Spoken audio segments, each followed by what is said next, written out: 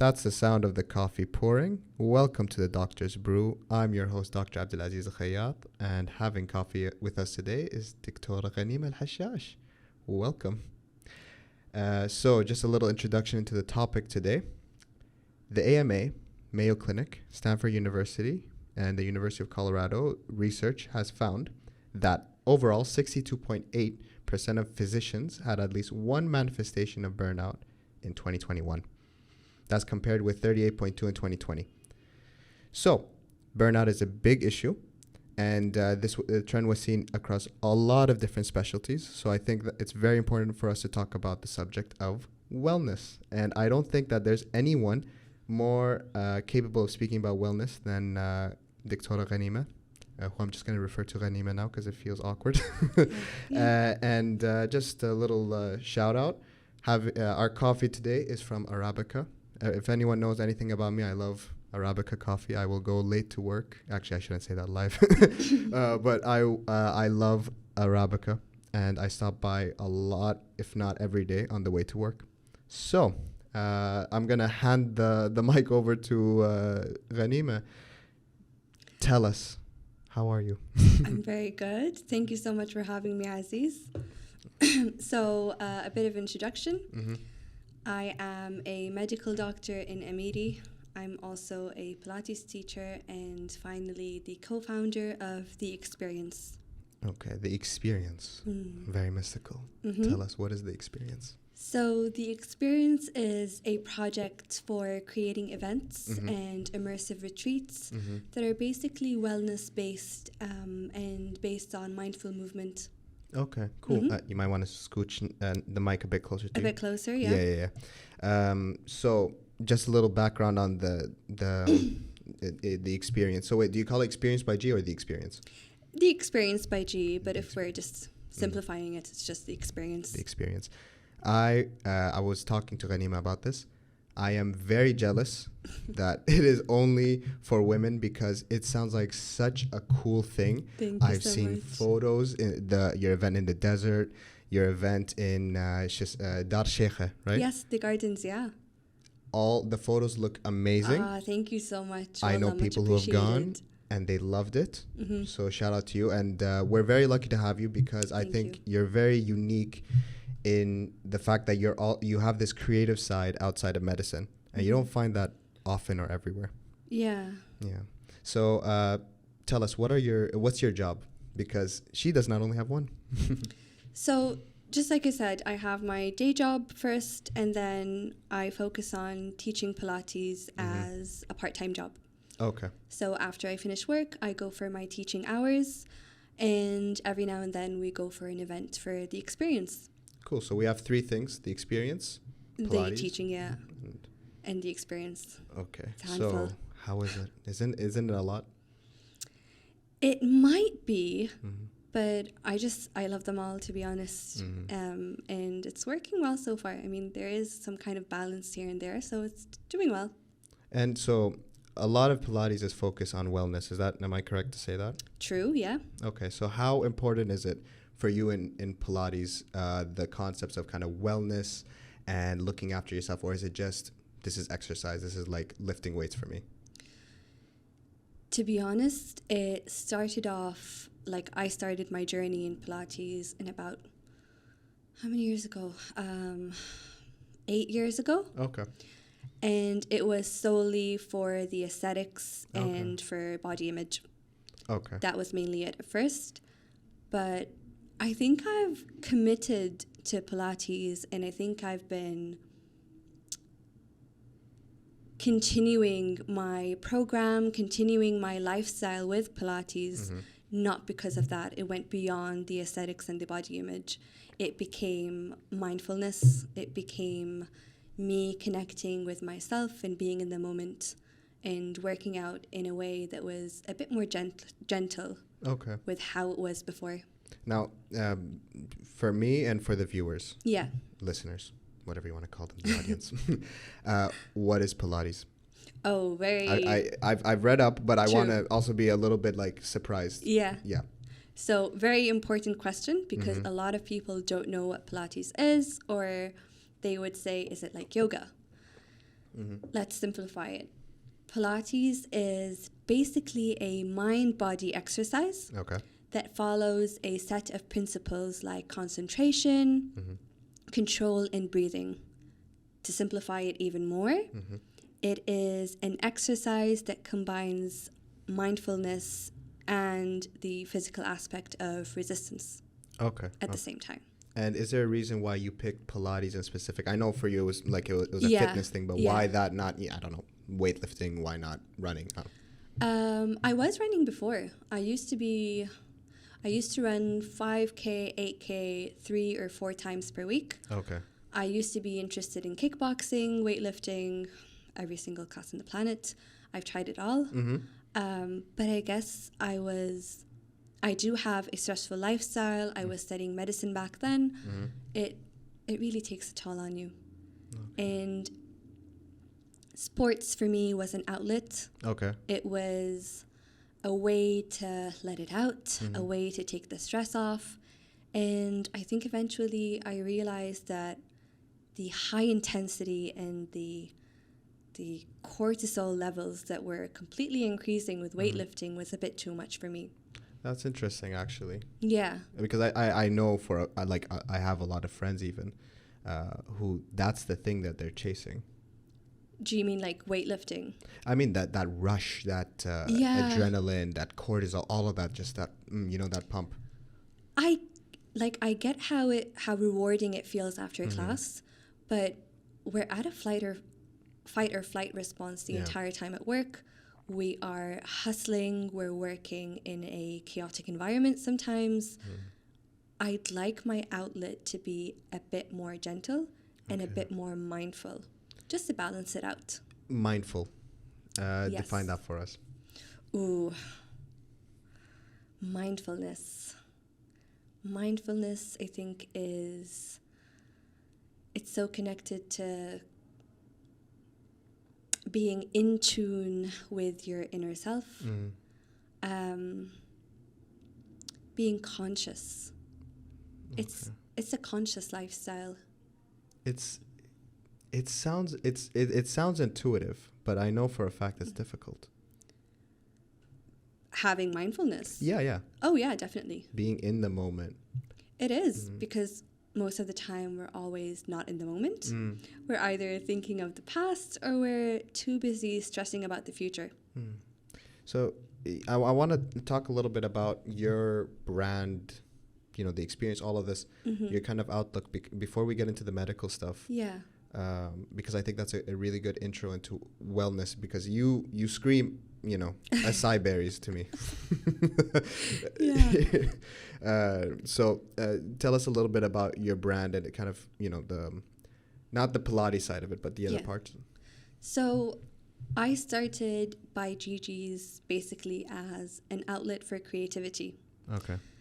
I started it in around 2017, maybe 2016. I just felt like I had to tap into that side of myself a bit more. And obviously creativity is a bit limited in our profession. I mean, you can't be too creative when it comes to medicine. So this was my side thing to really go for an artsy work. To simplify it. It's actually interesting that you say artsy, because I don't know if I mentioned to you, but I've been working on a paper for cost effectiveness of art therapy. Ooh. And one of the things for art therapy that we included was Pilates. Amazing. So between us, the researchers, we were kind of debating, like, do we include Pilates? Do we not include Pilates? Yeah. And I think this reaffirmed we did include it in the end. So it's nice to know that even from a professional Pilates instructor, that this was the right call to make, that it is an art form. It is, because Pilates does incorporate dance moves in the workout. So in a way, it's the art of movement. You move in a graceful way. So, but what would differentiate Pilates from, like, dancing? I mean, dancing is more freestyle, isn't it? Whereas Pilates, just like I said, is very precise. I wouldn't know because I'm a horrible dancer. Okay, yeah. Whereas, I mean, like, Pilates there are a lot of rules when it comes to Pilates. It's very precise. It's very controlled kind of exercise with ways not to do it, ways to do it. So I'd say dancing is a bit more artsy. Okay. And Yeah. so Pilates, would you say that Pilates, beyond just as your side hobby, do you think it's essential to you as a person? Oh, yes, definitely. Then let's take it a step further. Do you think it's essential to your clinical practice? You are a practicing doctor. Do you think it's essential to your practice? Yes, definitely, because I really have to be sane and calm and collected to be a good doctor. Sane, calm, collected. Is that wellness? It might be. Oh. I mean, do you want to define wellness? Wellness is a lot of things. I have no authority to talk about wellness. I started a podcast in intern year. Okay. Trainee year. Which is good enough. So tell us, what's wellness? So, I guess to define wellness, you might want to bring the word health into the picture. Okay. So let's bring that in. Health could be many things. It's composed of different components, as in social, spiritual, physical, mental, and emotional. Mm-hmm. Wellness is basically the integration of all of these components together. Okay. And if you want to take it a step further, higher level of wellness is basically the balance of all of these components together. Mm. So this is, for me, Pilates is a part of me going through this process. Okay. The process of wellness. Okay. Yeah. And would you say that, so now would you say it's quite clear that it's an essential part of maintaining your wellness, Pilates, Yeah. in clinical practice? Now, one thing I want to hear your perspective on is in Kuwait. Mm-hmm. What has been your experience? What would you say is your experience of maintaining and looking after your well-being in Kuwait? So I've studied abroad. So clearly when I came back, I had some sort of a lifestyle shock. Okay. Which is quite normal. Like everyone would have 100%. Yeah, exactly. So I did have that shock at first. It was a bit difficult to take care of myself because obviously you're adjusting to a completely different environment. Mm-hmm. Now, that doesn't mean the previous environment was better or worse. It's just different. Yeah. Yeah. So the difference makes it a bit more difficult. Mm-hmm. It took me a while to get comfortable in the area and to basically apply how I lived before in the place that I'm living now. Okay. So what I mean is, with time, I basically got used to it and tried to do the same thing. So if I was active before, because let's say I used to take hikes in Ireland and I can't do that here, I stay active here by taking walks around the block, and that's fine. That is part of wellness as well. Has it been more or less or equally difficult to look after your well-being here compared to Ireland? I'd say the same, because I did have hikes there, but I didn't have my family and my friends.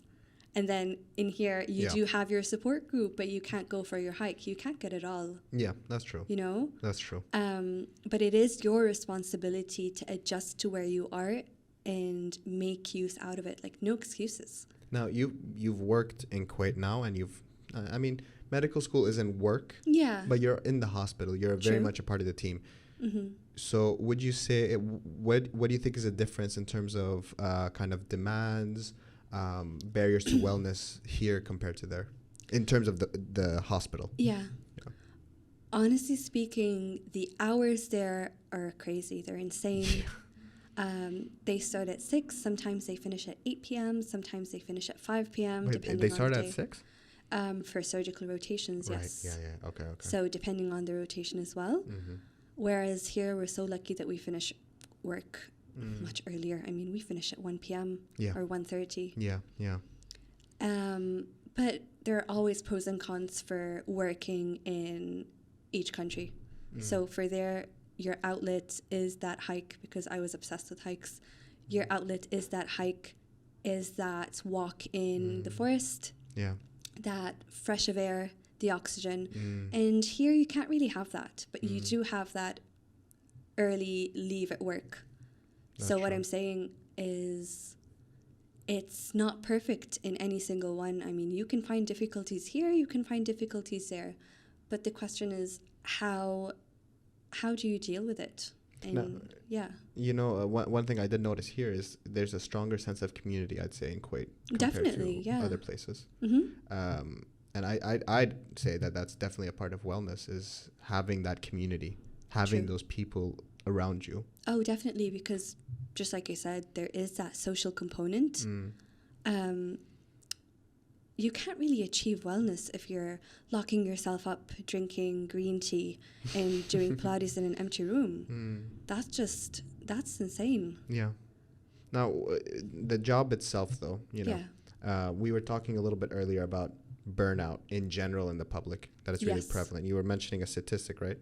Oh, you were talking about physicians, right? Yeah, I was physicians, you were people. So there has been a recent study about the prevalence of burnout in employees. Okay. Now, I'm not sure if that is globally or if it's just in the States. Okay.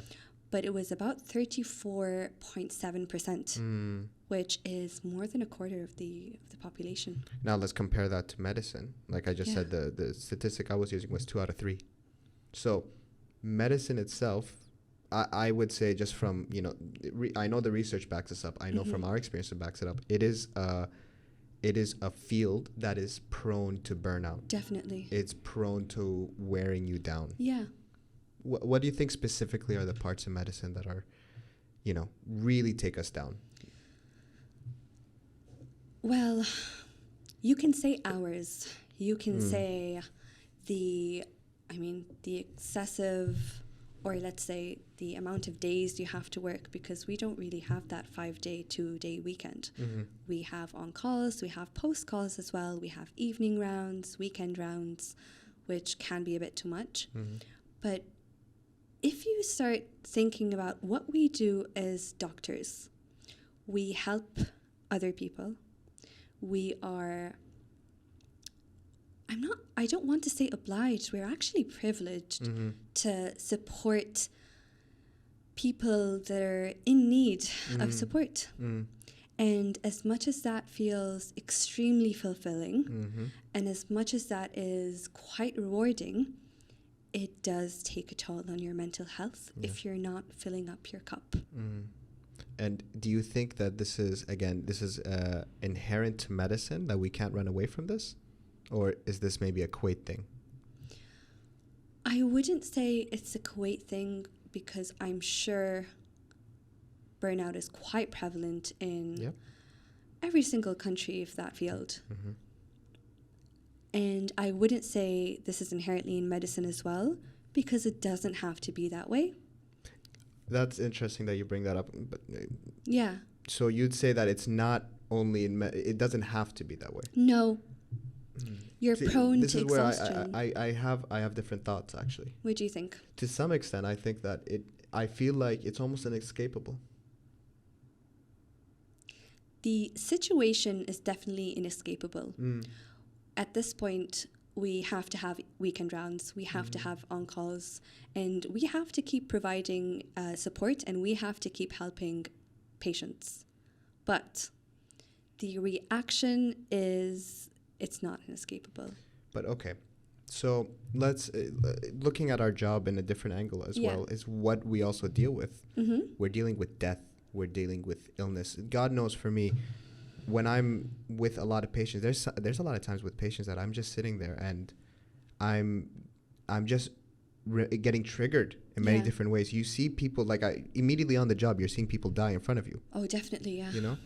So I feel like at some level, the job is gonna wear everybody down. You know what I mean? Now, what you mentioned about reactions, what I'm wondering is, how do you gauge, or is everybody capable of having a healthy reaction? Do you know what I mean? I think everyone has the responsibility. Ooh. Okay. I like that. Everyone has the responsibility of taking care of themselves at the same time. You can't pour from an empty cup. And I don't mean to say this by suggesting you go on a spa day or you take a Pilates class. it can be part of self-care, but I'm not talking about this. I'm talking about something way bigger. Okay. It is a stressful and chaotic environment sometimes, and it is quite sad that we have to deal with very sick and ill patients. And we are prone to seeing situations where death is involved. Mm-hmm. Now, how can we compartmentalize this in our lives? Yeah. It is your responsibility to learn or seek help to learn how to compartmentalize this. Okay. And that could be a counselor, that could be self-help books, that could be a therapist, a licensed therapist, or even a psychiatrist. Whatever it is a way for you to compartmentalize this and tackle this so it doesn't affect your mental health and so it doesn't cause emotional exhaustion. Because we do have an emotional reserve, and it definitely is quite sad to see the amount of pain that we have to see every single day. Okay, but let's take it a step further. Yeah. You said it's our responsibility as physicians. Yes. What responsibility lies on the employer? Which I guess if you're working in the government sector, Ministry of Health, but then, how much lies on the system you're working in to maintain the wellness of the people working in it? There's always responsibility on the employer as well. Okay. But regardless of the guidelines, regardless of what the government is doing to take care of the mental health of physicians and doctors, do we have to wait for someone to do the work for us? Can you just do it yourself for yourself rather than wait for less working hours or wait for a provided counselor at work? Do you think, though, that there's a limit to how much people can do for their own wellness before the system itself needs to change? There is definitely a limit. Okay. There has to be a limit. But what I'm saying is, regardless of limits, what can you do? You are able to, don't even get that book. Can you listen to a podcast about how to take care of yourself? The Doctor's Brew. New episodes weekly. I'm serious. The amount of podcasts that are free and are available that talk about mental health in ways of that they even talk about ways that might spark that need to actually go seek help from a counselor. So the answers might not be in the podcast. The urge to seek a therapist might come out from listening to a podcast. And then we'd have to talk about, let's say, the stigma of mental health in the country, or stigma of mental health with regards to the medical field or physicians and doctors, but that's completely different topic. But that's what I mean. We do have responsibility to deal with what we're doing, because if you choose the job, you basically choose the problems that come with it. And how do you deal with the problems? Because they're coming. That's true. Yeah. Do you think, though, that how long have you been working in Kuwait? As a doctor? As a doctor. Almost a year. Almost Not a year. much, yeah. Do you think we have a culture of wellness right now? Because like you said, I love that you're saying that we have a responsibility, not just an option. That's a literal responsibility. Do you think we have that culture, though, in Kuwait, that we accept that this is a responsibility that we need to take on?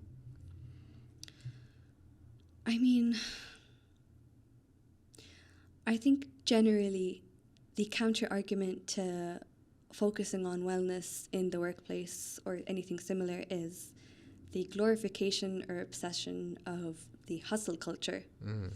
And that's not just in Kuwait, that's almost everywhere. True. So, yeah.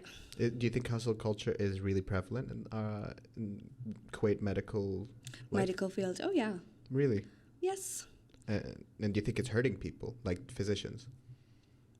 If you're glorifying hustle culture and you're glorifying stressful environments and working excessive hours, eventually in a way, you'd be dismissing your own emotional reserve. Okay. Dismissing your own emotional reserve eventually causes your own burnout. So, in a way, you are hurting yourself. So what would you say, define hustle culture, like kind of the toxic side of it in Kuwait? How do you see it in Kuwait? In the medical field, you mean? Yeah. I mean, I see doctors glorifying staying overtime. Okay. I see doctors, not even doctors, like the examples coming to me are not just doctors, but if we narrow it down to physicians or healthcare professionals in the hospital, it is the overtime work. It is the glorification of the excessive hours they spend awake working. Staying up at night. Sleep is a part of wellness. It's part of health. Exactly. So it is part of it, yeah. I mean, I remember when I first came and, I was just getting used to the night shifts. I was talking to night shifts. Horrible. I was talking to a friend of mine and he said something that really resonated with me. He said, every time I do a night shift, I feel a year of my life being taken. Oh God. Just because of but he's not exaggerating, by the way. There's a lot of research to show that sleep deprivation is not bad for your health. It's detrimental to your health, physical and mental, So I really do hear you on, there needs to be doctors to cover those night shifts. But this is definitely something that affected my wellness. Exactly. Like I realized that obviously there has to be doctors during the night. Yeah. So eventually we do have to have night shifts during our on-calls. And a part of wellness obviously is not completely avoiding your night shifts. It is dealing with the night shift before it comes. It is dealing with the night shift after it ends. How do you take care of yourself after? Are you drinking excessive coffee during the night and then basically ruining your sleep for the next day? Listening. So it is basically, that's what I'm saying. You can't avoid the responsibilities of your job. You can't avoid the tasks that come along with the field of medicine. But what you can do is incorporate small ways and activities to deal with this in a way that is not really detrimental to your well-being. So what are those? I know the big ways that you're maintaining your wellness, Pilates. You have a creative outlet. What are the small ways? I'm just going to say something very controversial. All right. If you're tired, take a sick leave. There we go. If you're tired, take a sick leave and don't even apologize for it. I mean, how many sick leaves can we have per year? 15? I'll be honest, I have no idea. I think 15. And sometimes I feel guilty before taking a sick leave, and it almost turns into me asking for one. But it is my right as a human being to have a day off. Yeah. So why am I apologizing for it?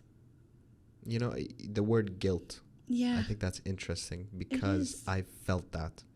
I felt that pressure of like, I cannot go do something because أنا ما بيقدر شغلي على حد. Yeah, I know. Just in case, for y'all who don't speak Arabic, I don't want to throw my work on anybody. And do you think that's not healthy, is it, to think that way? No, it's not, because there has to be, you have to have boundaries at work as well. And boundaries is a completely different topic, a very long one as well, but it is part of self-care. Let's touch up on it though. What do you mean boundaries? As an employee, I can say I want a day off and I am going to get it. Okay. So allowing anyone else to make you feel guilty for having a day off is probably disruption in your own boundaries, especially your work boundaries. Answering phones during your non-working hours is crossing a boundary. True, but let's be honest, that's to an extent what's expected. It might be, but I don't do it. Okay. If I'm not on call, I'm not going to answer the phone. As you should. Exactly. So that's not even like, if we're talking about patient safety, there always is an on-call team in the hospital. Mm-hmm. If anything happens, there is an on-call team, and that is the point of an on-call team. So why is anyone calling you past working hours not on an on-call day? True. If you don't answer, will someone get hurt? Probably not, because there is an entire team there. Exactly. You're That's not my there, point. you shouldn't be taking it with you. That's my point. That's a boundary there. But, to circle, to remind, everyone of who's listening, especially medical students, we get evaluations. And I know personally, one thing that you always want to feel like you're doing, we get evaluated at the end of a rotation. Yeah. You feel like, at least my experience, you want to go above and beyond. Mm-hmm. You know what I mean? Why? Just because you want to, get that good evaluation, you want to get those letters of recommendation, you want to push your career forward, right? So, do you think that putting boundaries, maintaining your wellness, to an extent, comes at the cost of furthering your career? Honestly, I don't think it does. So far, I haven't received any bad. So far, I haven't received any bad evaluations, but let's see how it goes. I do have one more. No, but that's shifting the mic there. That's really reassuring though, because I think, at least for me, I do get concerned sometimes that, not going above and beyond in that sense, which sometimes comes at the cost of not putting boundaries. Comes at the cost of putting boundaries. Yeah, exactly. Would affect my performance. I know that's something I've always been afraid of. And I don't want to hurt my career. You don't want to risk it. That's the word, risk it. Sometimes I've wanted to take a sick day, and I just remembered, tiswa, ma tiswa, and I'm worried. What are they going to think? What are they going to say? Blah, blah, blah. But, okay, so research shows that patient safety is directly correlated with the emotional reserve and the mental health of their doctor. Really? Yes. So a burnt out... That's really cool, actually. Exactly. Okay. So a burnt out doctor is actually a dangerous doctor. So let's put it in this way. Which is more important? People pleasing or pleasing your employers or whoever is above you, or your patient safety? I have to say, that's one of the things I love about medicine, is that when it comes down to it, everything you do, the priority comes to the patient. Exactly. Regardless of what your boss says, whatever, the patient is the most important person in the room. So the hustle culture and you neglecting your own emotional, spiritual, mental, and completely even physical needs, because when you're burnt out, you're physically fatigued. And hungry. Yeah, exactly. Like, that's one thing. Like, when you're working 24/7, you It's forget awful. to eat, you forget to drink, you forget to do a lot of things. So when it comes to it, it's... Oh, sorry, I just completely forgot my train of thought. It's okay. It's a podcast. This is the best part. This isn't like a Yeah. news interview on broadcasting on Anyway, live I'm TV. probably going to remember that later on. But yeah. One thing that this randomly jumped because we said, food. Okay. So abrupt jump here. Do you think like good food is, I'm assuming it's definitely a part of wellness, but do you think as doctors generally people eat well? Like the doctors you've seen? Honestly, I haven't really. Like, I've seen excessive Red Bull drinking during on-calls, which is... There we go. Which is very scary. Yeah, and it's very worrying. So maybe substitute the Red Bull with some green tea? Possibly. Yeah. Green tea. Yeah. And you're alert both ways. Come on. you're alert from your fight or flight response. There's no need to enhance it 10 times more. Whoever are your patients, they're just so lucky because you're just so calm. Maybe too calm. Too calm. Okay, well, that does bring up a good point. Do you think that medicine requires a certain level of adrenaline more so than other, It might. I mean, you do have emergencies a lot, and you do have to act fast and be on your feet. But at the same time, we're always told not to run during an emergency in the hospital. You're not going to help them when you're coming in, fast heartbeats, barely breathing, you're breathless. You're not even going to do CPR right. So I'd say stay calm, stay collected, and that's the way to go. I will say one barrier, though, in Amiri, and anyone who's ever been to the medical units in Amiri, you know how annoying those elevators are. Oh, yeah. Yeah, so... But you can just take the stairs. Yeah. But when it's a code and you're taking the stairs and you just arrive, I've been in that place where I'm running into the code and I'm just panting. I'm like, I'm here. I haven't. Not yet, thank God. See, this is what I mean. Very, very calm energy. It is. Is this all from Pilates? It might be. I'm just going to make an ad for Pilates here. It might be. Deserved? Yeah. It's the low impact and breathing part of it that really calms you down. And honestly, we are living in a very stressful age at this moment. That's true. It's not a coincidence that, the new age wellness, the acai berries, the meditation, all that. There's a reason why it's becoming popular. It is, and it's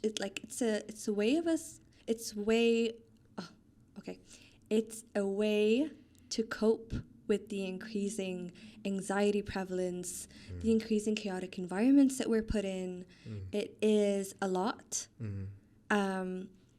which is nice because it's really nice to see that leaning or that approach to wellness now. We're leaning towards wellness rather than just sticking it down to health. And it's a nice thing to see in modern medicine. Do you think it's mixing into modern medicine, or do you think it's still being neglected by modern medicine? I think it is being integrated. So if you talk about medicine in the 50s, that's more than 50 years ago, it was so different. And how was it different? Medicine was focused on, let's say, eradicating infectious disease. We've successfully eradicated smallpox. We've successfully managed a lot of infectious diseases. We got over a pandemic just now. Exactly. And we are quite remarkably good at handling pandemics and epidemics at this point compared to 100 years ago. True. Which sort of creates another problem, because then you have a very different population to deal with. The elderly population, or the old age group population, has been shown to be around 4 times higher than how it was in the 50s. And this brings chronic medical conditions, which also affects modern medicine, because then you're dealing with quality of life rather than just the absence of disease. Right. We're going beyond absence of disease at this point. Okay. So would you say that we're taking more of a holistic approach now? We might be. How is it in Kuwait, though? What's your take? I think it's slowly leaning towards it. It has become more widespread in the Western world, true, but it is leaning towards it. Well, I just heard this. Apparently, it now in like clinics, polyclinics, mustasafat, you can get a sick leave for mental health. Amazing. Yeah. I've not tried this yet, but I feel like this is a huge step. Exactly, which is how it should be. And I hope that... I completely lost my train of thought again. Anyway. It's okay. Whatever train goes, it comes back. There we see. See, it came back. It is. I hope that eventually it's not just a sick leave for mental health. It's a sick leave with a small plan. So yes, do take a day off, but can you seek help? Yes, we were talking about this because, one thing with burnout, I've spoken to a few people about burnout recently, people who felt burnt out. And I was at kind of a crossroads, like, what am I supposed to advise them? Because I don't exactly want to tell them, hey, you know what you need? Book a 2-week vacation. That's it. Yeah, it might feel like a 2-week vacation might feel great. A day off will definitely feel good. But what are you doing to prevent it from happening again? Or what are you doing to tackle the origins of the problem? So do take a day off. But there has to be advice to seek professional help, counselor, a licensed therapist, a psychiatrist, whatever it is, to prevent it from happening again. Here's a question, though. In my opinion, and feel free to disagree, I feel like there's a degree of emotional maturity, not maturity, the maturity is the wrong word. Emotional intelligence. There's a degree of emotional intelligence that is needed to even be able to identify the source of, the burnout. Because it's not necessarily just the whole job, it's a certain part of the job. There's certain, you know what I'm saying? So do you think that everyone has the capability to be able to independently identify the source of kind of the issue that brought them to the point of burnout?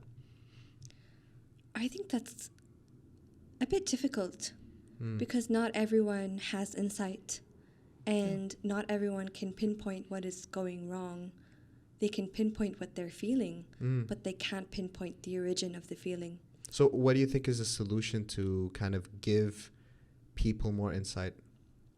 That's what I'm saying. If they can't have, or if they don't have insight, it is a therapist's or a counselor's job to help them and guide them towards it, which is why professional help is a necessity. It's a necessity at this point. And from your experience, of course, the first step to healing a problem is to identify that it's there. Yeah. From your experience, what are kind of the little things that you check in with internally to make sure, hey, I'm doing well? Maybe not just internally, actually, even physically. Maybe you're feeling sluggish, whatever. What are the kind of your ding, ding, ding, check engine light I need to tap in a little bit from while working on the job? Do you mean like red flags that I get? Yeah, like kind of signs for you where it's like, hey, my wellness is not being looked after right now. Okay. I need to check. Yeah. Disrupted sleep. Oh, definitely. That's already happening. Definitely disrupted sleep. Just yes, but it's either excessive sleep. I'm not just talking about like insomnia. Oh, that's interesting. Excessive sleep is a problem. It's, for some people, it's a way of escapism. So excessive sleep, irregular eating, or even, this sounds crazy, but the thoughts in your mind and how you talk to yourself. And I don't mean actually talk to yourself. I mean the thoughts that go into your mind. If you want to talk to yourself, then talk to yourself. That's fine. Go for sure. for it. Go for it. But how are you speaking to yourself? If I find I'm quite self-critical and then I have a disrupted sleep, my eating has gone crazy, then what's going on? What is the problem? Because the problem isn't the sleep. The problem is probably not my food. There has to be something that is imbalanced in me. Right. And I need to find out what it is. For your sake. For me. And then for your patient's sake. For me, eventually for my patients, and eventually for every single person that I deal with. Because what you deal with inside is reflected in how you deal with others. 100%. And I think it's, I hope more and more people pick up on the fact that they need to check in on themselves. Definitely. Especially as doctors. It is, yeah. I think one thing for me that I've heard a lot of people talk about is how their social life. So one of the indicators for them is like, they're like, I just realized that it's been a month and I haven't seen a single one of my friends. And that happens a lot. That's bad, yeah. Yeah. So there is always like a work-life balance that everybody needs to maintain, which I think you touched upon this is also definitely a part of wellness. Oh, definitely. Yeah. What would you say is your main way to maintain your work-life balance? Time management. Dun, dun, dun. Definitely time management. I mean, I have to schedule everything. This sounds very Monica Geller, but I have to. I love the reference. I love it. I'm here for it. I have to schedule every single thing in my Google Calendar. No, I feel it. I get it. Because, I mean, if you have to, or if you want to balance your work life, you want to balance your social life, family, and friends, and you want to balance some me time in, because I'm not going to socialize and work without me time. Then I schedule it in my calendar. So when I look at it, 5 p.m. is me time. I'm not going to put in anything else. Even if it's a doctor's appointment, that's not going to be there. Well, actually, we've talked about this on the wards before. What you're talking about reminds me a little bit about personality types, the MBTI.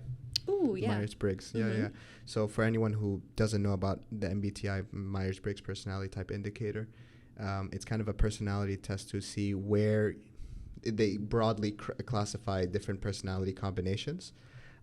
It's not, gold. It can be wrong, but it's a pretty well tested It is, yeah. indicator. And one thing I wonder is I'm a planner, and I believe that would fall under J. Yeah, I'm trying to remember what's my thing. Yeah, I'm ENTJ. Yeah. So I'm a planner, and that definitely helps me in maintaining my work-life balance. Okay. Do you think it's a bit difficult for non-planners to maintain work-life balance?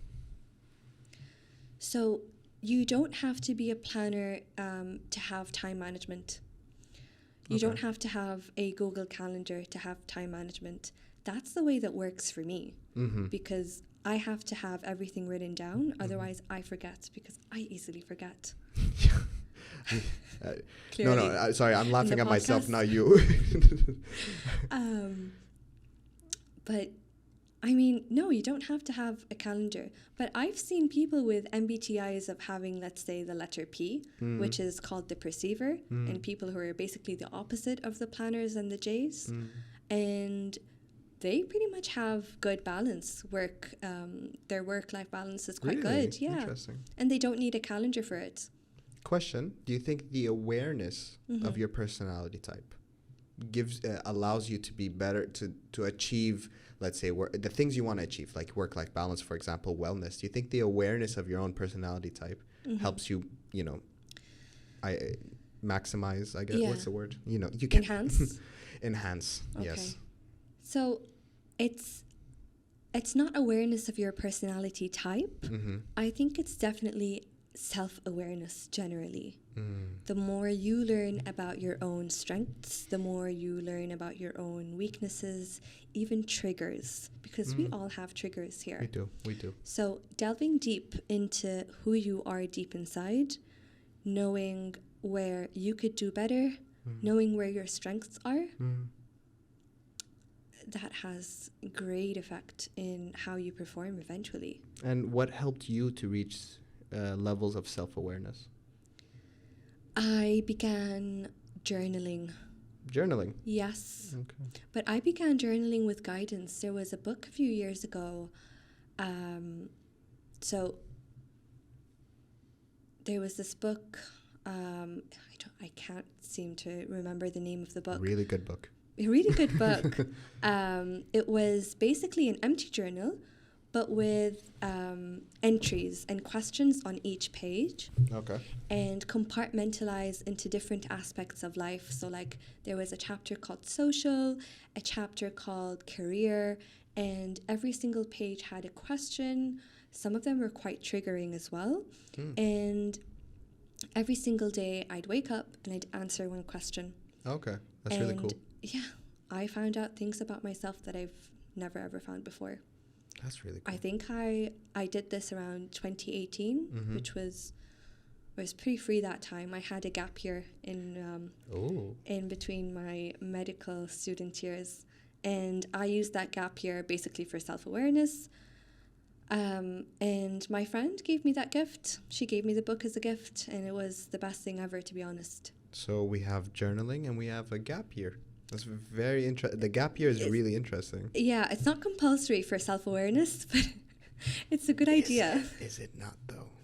It might be. It might be, yeah. So just before, I really want to ask you about this gap year. Yeah. Before getting deep into it, what are rules and regulation wise for the Betha, which is the scholarship? Are we allowed to take gap years? Because I had no idea that was even a thing. We are, yes. So I was on a scholarship. Okay. We are allowed 1 year off, and you have to get back afterwards. Okay.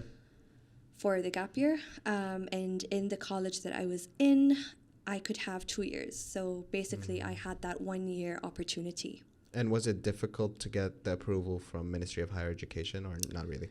I remember it was a bit complicated, but it was doable. Okay. Yeah. And okay. So, and then the university, how was that? It was doable as well. I don't think I had many problems with the university. It was fine. And let me just, honestly, do you have to give some sort of grand reason as to why you need a gap year? I don't remember I did, to be honest. The university itself is quite familiar and quite used to students taking years off, apparently. Okay. And however, the Kuwait Cultural Office wasn't. So I think I had it was a bit rough getting the gap year from them, but it was doable. And what did you spend? What did you do in the gap year? So I really wanted that gap year for self-awareness. Okay. So did you hitchhike the world? This sounds like a hippie story. I'm just saying. Yeah, it does, but it actually isn't, because I stayed in Kuwait. Right. Okay. I stayed in Kuwait. Less hippie-ish. I focused on my Pilates career. Oh, okay. I began teaching in Kuwait. Very cool. I was studying to finish my Pilates hours. Wait, studying? So we do have a course. We do have a few books for Pilates research. Yeah. So it's not just, I can't just go and be like, I'm going to teach some Pilates. Oh no. It took me more than 2 years. Really? Yeah. That's a whole other career. Yeah. Oh, okay. But it's rewarding. Appreciate your Pilates teachers, guys. They have that's a whole other study. It's not easy, no. So going back to the gap year, you use it for self-awareness. Yeah. I basically took some time off from medicine, and I focused on my Pilates work, and then I was, again, tapping into that creative side that I liked by focusing on my platform on Instagram, which is the By Gigi's account. Right. So it was mainly this, to be honest. And, a lot of the stories I've personally heard with gap years, they're usually associated with some big personal emergency, like family problems, illness, et cetera, et cetera, et cetera. Yeah. Does it necessarily need to be associated with that? Okay. Not really. Like, do we have to have an emergency to have time off? True. That seems quite sad, to be honest. True. And so in this gap year that you focus on self-awareness, focus on reflecting on yourself, how did you do it mindfully? Because I feel like maybe even I would fall for the trap of, all right, I'm going to take my gap year, just watch TV, do nothing. How do you do it mindfully? I struggled at first because, yes, definitely. Okay. Not because of what to do, I just really felt guilty. Really? Yes, I felt so much guilt for having time off. Until I eventually realized that I'm just wasting so much time by basically hating myself for having a break. Right. And every single person deserves time off or a break or any form of self-care. And for me, that time in 2018, my form of self-care was basically gap year, and I was going to take it. And you said that this was the best thing you ever did? Best decision I've ever made, to be honest, because I came out feeling energized. I came out so excited to come back and finish my medical program.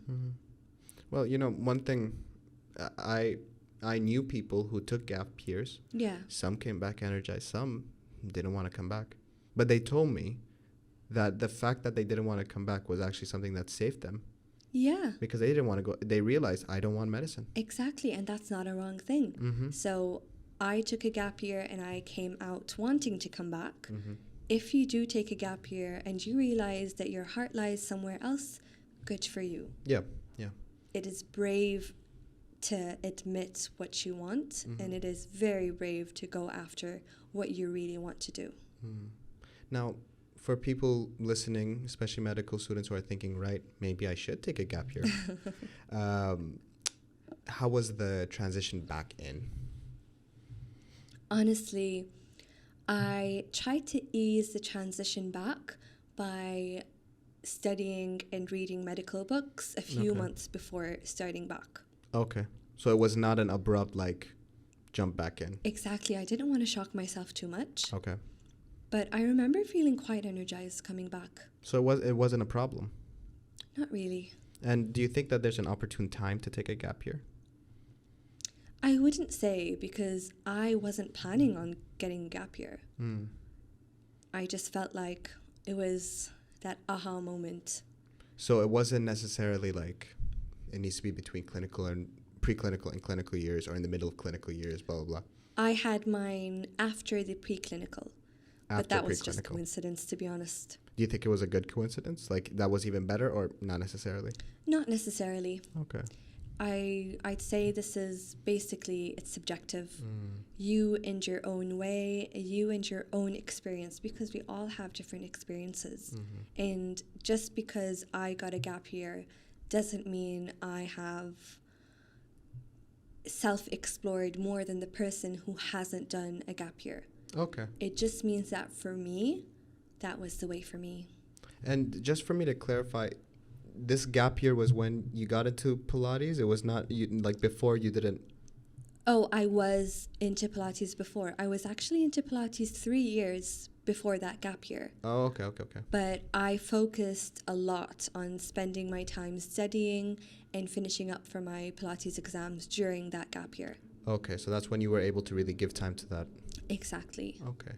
Now, one thing I did want to talk to you about, and this is a very nice transition there, is kind of outside pursuits. Yeah. So for you, your outside pursuits are Pilates focused outside of medicine, right? Yes. Now, I hate when I hit the mic accidentally because I just feel bad for anyone listening, because suddenly I just hear boop. So apologies. Oh, I hit the mic again. Okay. You know what, guys? You just got to get used to some mic hitting on this podcast. Yeah, so wellness, outside pursuits. Mm-hmm. So for me, having pursuits outside of medicine, even if they're medically related, case in point, Yeah. helps me, and that's just me, maximize what I'm doing. I feel the energy I get from, for example, this podcast has really helped me enjoy work. It's helped motivate me for studying for my exams. Yeah. But what I'm wondering is, do you think this is having something outside of your 9-to-5 job? Do you think that's an absolute necessity for maintaining your wellness and kind of looking after yourself? Because for me it is, but I don't know for people. For both of us at this point, it is sort of a type of work, right? Yeah, definitely. But it doesn't have to be. Okay. It can be a hobby. It can be something you like to do during your time away from work. Okay. But I definitely think it is important, it is crucial, in fact, to have anything you love doing outside your job. Okay. But it doesn't necessarily need to be another job. No, it doesn't necessarily have to be a side job. It doesn't have to be a business on the side or an investment. It could simply be knitting during your time off. If that makes you happy, then good for you. So as long as it's just something. Yeah, exactly. But who would you say, I always bring up this question a lot on this podcast. Yeah. Is imagine you're talking to a younger family member who's coming out of medicine or going into med school, blah, blah, blah. Mm-hmm. Sometimes, for example, I know when I wanted to do a few things outside of medicine, instantly they're like, no, you have no time. You're a medical student. You need to focus, blah, blah, blah, blah, you know? What would be your advice to a younger family member who wants to take on a big project or something outside of medicine, and they have their exams, they have boards, they have blah, blah, blah, whatever it is, you know? What would be your advice? First question is, why do you want to do it? If they're going to say because everyone else is doing it, or if they're going to say, I want to be rich, that's not good of an answer. Okay. If they love doing it, then I will definitely support them, because you will find a way if you have passion for the job that you're going for, or the work that you want to create, or the project that you want to do. Second thing, if they're passionate about it, time management again. Time management. If you love the thing that you want to go for, you have to be willing to make time for it. And the only way that you can make time for it, for another job, is to manage your time now. This is very difficult for me at this point as well, because I'm still struggling with time management, but it is the thing that keeps me going. Now, here's another question. Outside pursuits, for when you're applying to anything, they love it. I mean, you know, it's so ironic how in the hospital, working overtime and dedicating your full life to being there is a sign of excellence. But when you're applying for residency, for example, like I know if you're applying to Canada, the US, they love to see that there's something you're doing outside, especially if it's medical related. But even then, even if it's just I play on a basketball team, you know what I mean? Do you think that to some extent that kind of demand from, you know, in medicine is kind of, it's a bit unhealthy? I actually just found out that if you're applying for board abroad, they do care about your extracurricular activities. Really? Yeah, I didn't know about that. But, because they do demand that you're doing anything outside of work, whereas a lot of the demands here are you working overtime. So it is a bit, there's always that toxic environment of you having to go and juggle. That's the word, juggle, really, because you're between two different places that are asking for opposite things. Exactly, but then again, the places here that are asking for extra time, are you really obliged to go for extra time? True. That's where we come back to the same concept of boundaries.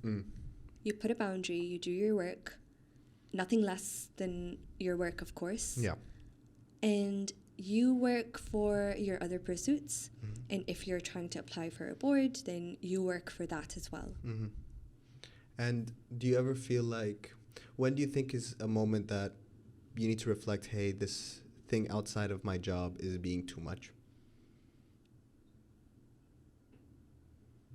Again, if you do find yourself showing any signs of that emotional exhaustion, that burnout, it could be very, very, it could be simple. I mean, I've had this recently.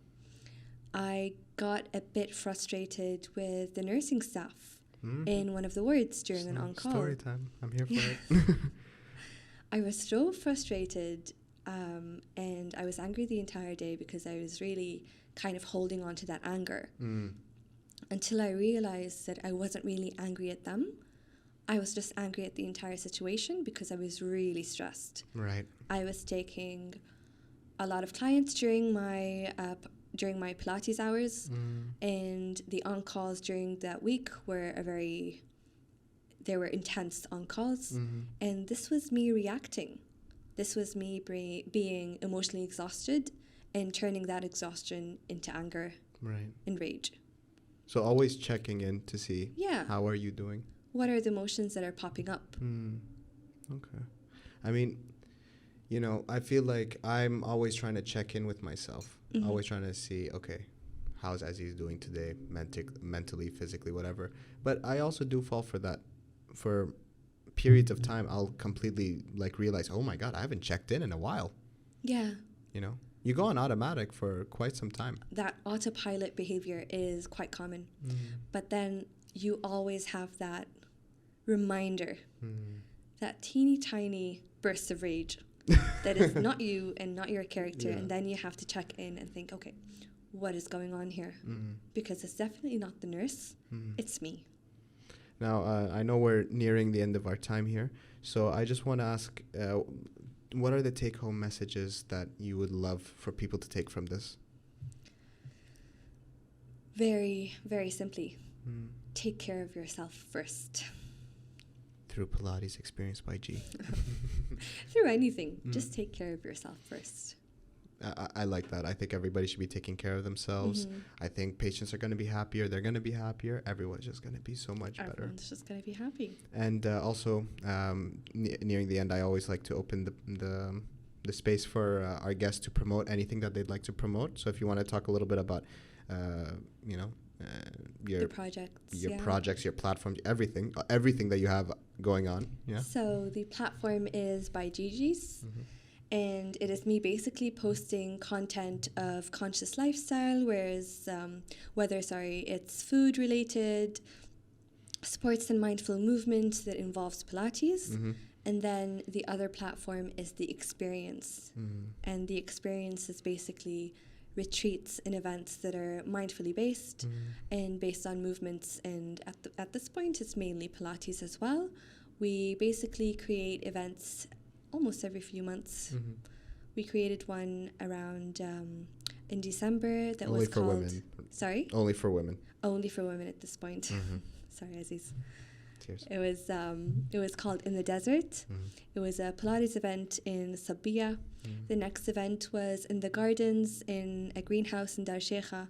And inshallah, we're going to have a few more events coming up. So stay tuned. Everybody please go and follow her pages and go to the events.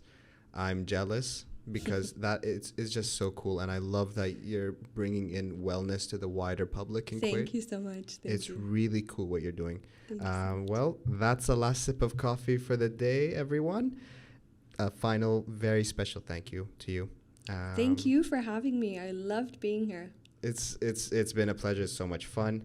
So remember, guys, to like, comment, subscribe, all the things that YouTubers say at the end of their videos. I don't memorize that little monologue there. Thank you for listening / watching. That's a wrap. Hope you all enjoyed this episode of the Doctor's Brew. New episodes to listen to with a cup of coffee coming your way every Sunday on YouTube and Spotify.